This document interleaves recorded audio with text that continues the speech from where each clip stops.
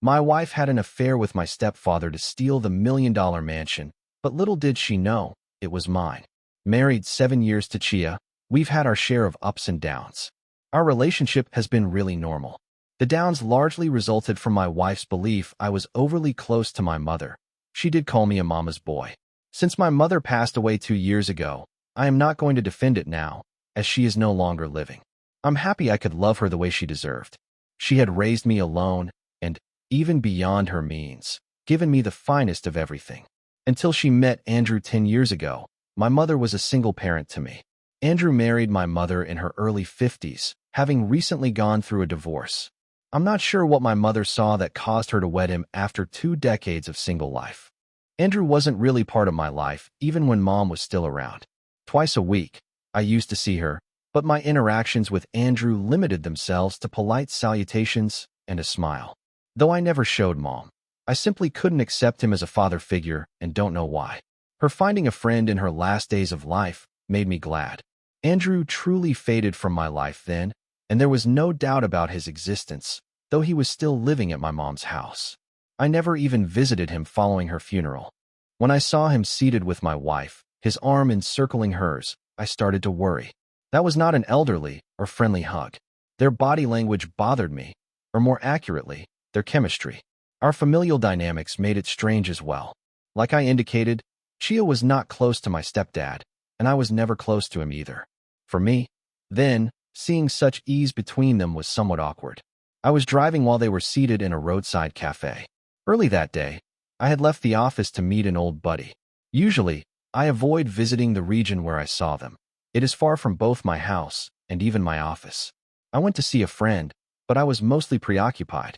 My friend persisted in asking whether something was bothering me, but I simply said it was related to approaching work. How could I share with him what I observed on my way? When I got home, I addressed Chia straightforwardly, telling her I saw her with Andrew. Without thinking, she became pale and lost speech. "Yeah, I met him for lunch," she remarked afterwards. She claimed she bumped into him when I asked her why all of a sudden, and then he offered to have lunch with her. She sensed from my staring at her that I had seen something I shouldn't have. She responded, "Your stepdad was quite offended over losing your mother." I set out to comfort him. Lonesome and without someone to chat to, the poor elderly man held my hands. Hence, he could communicate his loss, you see. I left out telling her I watched him clutching her hands.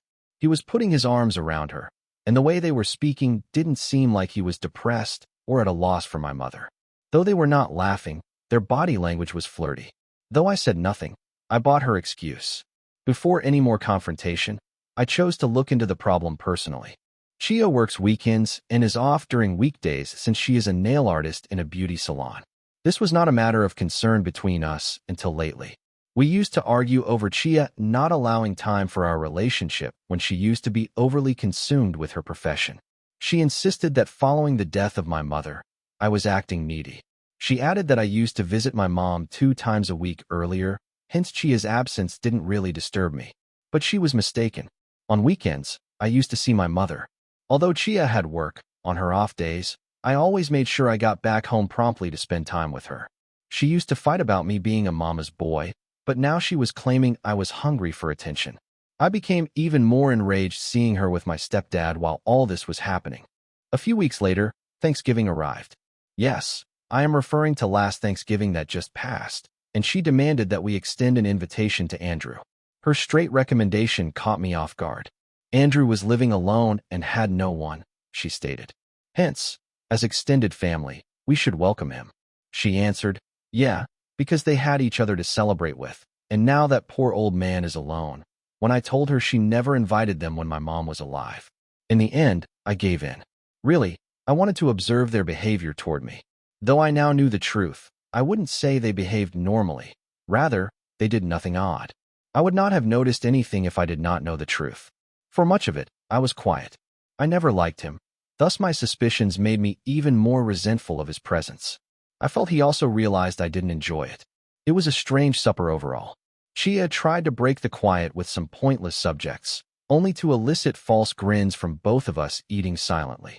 I decided to plot since it was getting hard for me to live with a heavy heart. Though it was locked, I considered looking at her phone but decided against it. I did not want to alert her and ask her for the password. I then developed still another strategy. I informed Chia I would be working out of town for many days.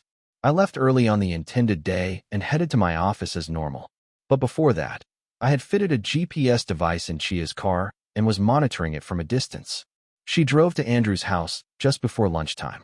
I wanted to catch her red-handed, but I worried I would appear like an idiot if I showed up and they were just sitting and talking. I approached my pal Keith for assistance. I urged him to see Andrew and shared my misgivings. It was a safe strategy. I advised him to document any unusual findings.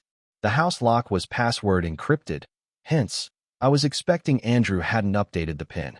I advised Keith to tell Andrew the front door was open and he was simply checking on him as he was concerned Andrew could accuse him of sneaking in. There was a little tunnel instead of the main door leading straight into the living room. Nobody would find him unlocking the door suspicious. He agreed following a persuasive argument. He entered but searched the corridor for them. Nowhere. Then he peeped in the bedroom while running his phone camera. He had kept the phone in his shirt pocket with the camera sticking out to avoid suspicion. The two were embracing each other without clothes. He noted this before one of them knew what had happened. He swiftly started to cry sorry and left the house. Following him outdoors, Andrew asked what he was doing there. Keith said he was only checking on him, but it's good. He would come later. Before any conflict with Andrew or Chia, he sat inside his car and headed off. But my guy is really dumb. He had the front camera open the entire time. Hence, nothing was captured save Andrew and Chia screaming at Keith's unexpected presence. Still, I received the required confirming evidence. Before leaving the house that day, I had already packed 2 sets of clothes and my toiletries. Therefore, I headed to Keith's place. He urged me to stay with him until all this was settled, since his wife was out of town at her parents' place. She is aware Keith would have shown me the truth. Chia messaged me wondering when I would get home. I responded, not. I did ghost her, yes. Thinking I'm out of town for work, she has been bombarding my phone with countless texts and calls. 4 days ago, this took place. Since I never want to see her face ever again, I have virtually contacted a lawyer. I will get her kicked from my residence and serve her divorce paperwork. Update 1. The attorney sent the divorce paperwork 10 days later. Chia wanted to talk and was simply not ready to sign them. If at all possible, my attorney advised we pursue an out-of-court settlement, since it would drastically cut time and expenses. See, I work a consistent, regular job as a salesperson. I only have so much leave to go to court hearings and a limited budget for lawyers. I agreed to meet in the presence of the lawyer. Chia persisted in a private talk with me, though, even as I headed for the appointment. I objected, but as long as I didn't say or promise anything she demanded, my attorney Ed urged me to go for it. He set rigorous rules. No hugging, no touching, and no confessing. Her presence made me sick. I shoved her away as she tried to hug me. She claimed everything was a misinterpretation. Reading so many cheating stories on Reddit helped me to know exactly what all cheaters say. I answered, yes, certainly. You were really attempting to assist an elderly poor man from his loneliness, right? She said it was merely snuggling and nothing else, but she acknowledged whatever Keith saw was accurate, and she wasn't trying to dispute anything. Of course, hugging naked is quite natural. But what she said next really made sense. She claimed she acted to protect our future. Really? How exactly? She said, your mother bequeathed all her riches to Andrew. Should he wed someone else, that woman would be entitled to it. The property belonging to your family would go to someone else. You slept with my stepdad? I continued, for this reason? You may become my stepmother and inherit the fortune of my mother? Does this family dynamic show any complexity? Her words made me lightheaded. Hence, I hurried out of the conference hall. My attorney asked for specifics of the conversation when I returned. I gave him all I could. Though he cracked up momentarily, he was actually curious about the inheritance my mother left. Mom had left behind a house her uncle had left her. Way beyond my means, it was a large mansion. Fascinatingly, Chia always kept her eye on that mansion. She even insisted on us moving into the mansion following our marriage. Though Chia wanted her mother-in-law to move out to my apartment while we were occupying her mansion, I was glad she wanted to live with her. I denied it. She lived here. Why should she leave? You're the only son of your mother. Thus, that house would come to you, Chia stated. Why not immediately move in there? This caused many of our arguments. I lied to her one day. telling her mom had willed that house to Andrew. And you see the cost I paid for my lie. Chia pursued my stepdad in order to own the house. Chia also lacked knowledge of one other bit of information.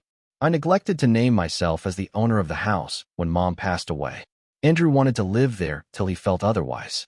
Transferring it to my name would be like he were residing on my land, and I'm sure he wouldn't like that. The name transfer is costly as well, so I let it be, as I was short on money at the time.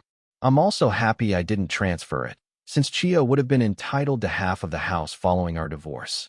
Alternatively, if such had been the case, she might not have slept with Andrew. Not known. Still, in any context, a cheater is always a cheater. Indeed, she was unaware that my mother had willed the house to me. She urged me to rethink the divorce. She claimed she could entice Andrew to offer her the house, and should I not divorce her, the mansion would be ours. Laughing at her suggestion, I answered, "No, thank you for the offer. Luck with your mansion." Smoking, she continued, "You're losing a lot with this divorce." Grinning, I answered, "I don't give a F." I don't know whether she was truly that stupid or was trying to spare herself from the humiliation. Nevertheless, it makes no difference. Except for the savings in our joint account, which we divided, she understood I had no significant fortune. After the divorce was official, I felt rather relieved. Chia would never have split with me at any point if she had come clean about the mansion's ownership, and I cannot pass on that wretch my mom's inheritance. Chia buried her own grave by revealing her motivations for dating Andrew, and I was going to use that against her to send Andrew away from her life. During our divorce course, I watched Andrew picking her up from court, helping her with all legal issues. I was just waiting for the divorce to pass in order to witness her reaction and break her bubble. Having done it, I'm going to destroy Chia next. Update 2. I sent Andrew the specifics of Chia's confession once my divorce was official. "You know that your mom willed you the mansion, right?" he answered. "Yes, I have her will," I responded. "But Chia doesn't know. She's going to ask you to give her the mansion." Revealing the truth was not doing him any favors. All I wanted was to bust Chia's bubble. The underprivileged girl had been fantasizing of owning my mother's property. Andrew informed me Chia had lately been subtly questioning him about his will and who would get his legacy, but he never understood her intentions since he lacked any wealth to mention. I stopped the conversation at that, since I wanted no bro code with Andrew. I finally got a call from Chia. Usually, I would not have responded, but this time I did, since I understood what it was about. From the other line, she was screaming, "Why did you not tell me your mother willed the house to you? You Fing destroyed me. Instead, I was practically guarding your property by licking the ass of this old man." Her insults were coming from a place of hurt. Hence, I was merely laughing at them. I said, "Thanks so much. Good luck with your gold-digging approach." I hung up the call and blocked her. Then she contacted me once more from an unidentified number a few days later, perhaps from the phone of a friend or coworker. Andrew had split from her, she told me. He discovered she was with him only for inheritance somehow, and he dumped her. Since the truth surfaced, he regarded her as avaricious. Andrew turned against her even though she maintained she was helping him deal with loneliness. Her truth had already come out, so I wonder why she was still trying to pass as a devout woman. I answered cynically, "Yes, you have slept with everyone selflessly, only for the sake of others. You hardly have any underlying intentions at all." She said she was dating Andrew for my benefit, to get the mansion for me. Now, she said she was merely trying to support Andrew through grief and loneliness. Indeed, she possessed a really clean soul. She persisted there as well. She made every effort to reach and attack me, sometimes begging, other times gaslighting me to get back together. She showed up at my residence, my workplace, and even some frequent public venues I visited. Unbelievably, she even tried to corner me for a talk when she visited my gym. Though I disregarded her as though she were a stranger to me, it was a hell of a nightmare. Technically, she was a stranger since our divorce was done. Update 3. Though my history returned as soon as I moved the mansion's ownership to my name, I felt this story was finished. God knows what her house obsession was about. Who wouldn't want $1 million residence to their name, really? I'm not sure, though, how long it would take her to come to terms with reality. 6 months into my divorce, I made the decision to change the name of the mansion. I hadn't done it before, as I indicated earlier, as I lacked the savings for the ownership change. I could save for the transfer in 4 to 5 months now that I was separated and my spending had dropped significantly. I told Andrew about it before I applied for the transfer. Once I learned about his affair with Chia, he was no longer residing in the house. I asked him not to leave, but he answered that he would remove his last items from the house, and he did. He assigned me house administrative duties, including locking system maintenance. The documentation did not arrive for a few months. I had the house painted in the meantime. I had those cleaned, as the pool and the grass hadn't been maintained for a long time. I had no touch with Chia, and based on our most recent talk, Andrew had also broken off with her. Her showing up to the estate during one of the cleaning days confused me then. When I missed being there, the housekeeping manager called to let me know a woman had descended and was prowling about the premises. She told them she was my wife when they tried to stop her from entering, so they laughed. Yes, correct. They thought she was a trespasser based on her sensations of the walls and interiors. She was, in fact. I said I had no wife and requested them to kick her out. They followed orders and then confirmed by phone that she had left the house. Not a prize for guessing if she showed up at my house. Yes, she did, saying I had abandoned her when she did nothing wrong and that her motives were pure. She was screaming and wailing. I advised her to, instead of showing up at my place, get therapy and investigate a mental facility. I refused her demand for me to let her inside to chat. I shut the doors squarely in her path. Update 4. On my mansion land, I have also placed a restraining order against Chia. She had not been violent. Hence, her odds of sneaking into that location or damaging it were limited. But yet, I didn't trust her. I had to act in order to protect the rights of the new house occupants. I wished Chia not to cause needless disturbance for them. Until now, it has been seamless. I hope I won't have to update this thread further. Chia's chapter should finish, so I may continue with my life.